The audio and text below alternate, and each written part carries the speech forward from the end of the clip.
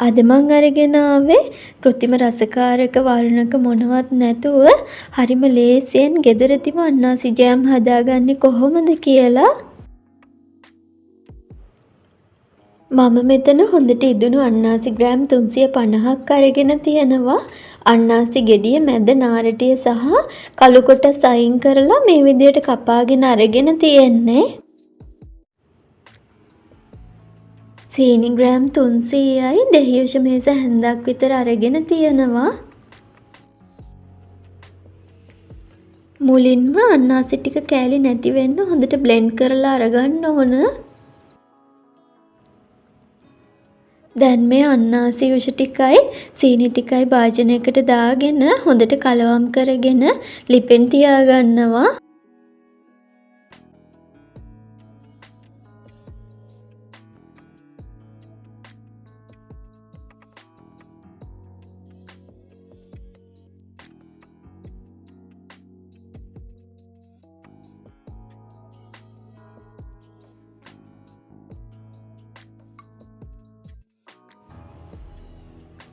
ලිපේ ගින්දර අඩුවෙන් තියාගෙන මේක දිගටම හැඳි ගාමින් හදාගන්න ඕන.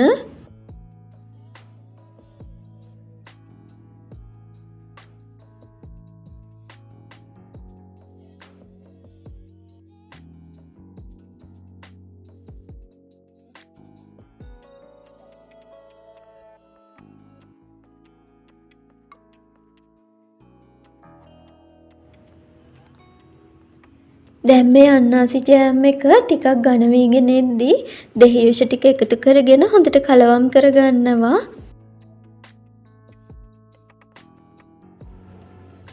මේ අන්නාසි ජෑම් එක හදද්දී මේක ලිපෙන් අයින් කරගන්නකම්ම දිගටම හොඳට කලවම් කරගන්න ඕන.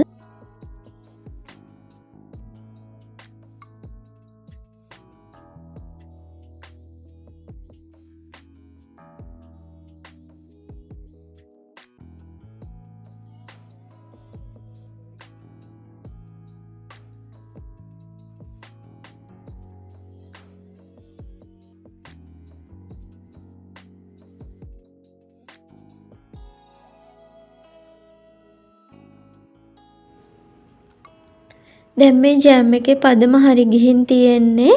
මේ වගේ ඝන මිශ්‍රණයක් ආවට පස්සේ ලිප ඕෆ් කරගන්න ඕන. මේ ජෑම් මිශ්‍රණය නිවුනට පස්සේ තවත් ඝන වෙන නිසා මේ වගේ පදම ආවට පස්සේ ලිප ඕෆ් කරගන්න.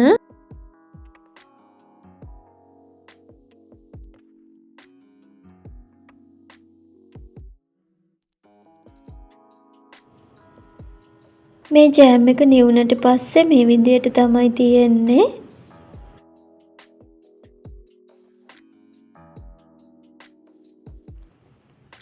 මේ ජෑම් එක හොඳටම නිවුනට පස්සේ හොඳින් පිරිසිදු කරගනිපු බෝතලයකට දාලා තියාගන්න පුළුවන්.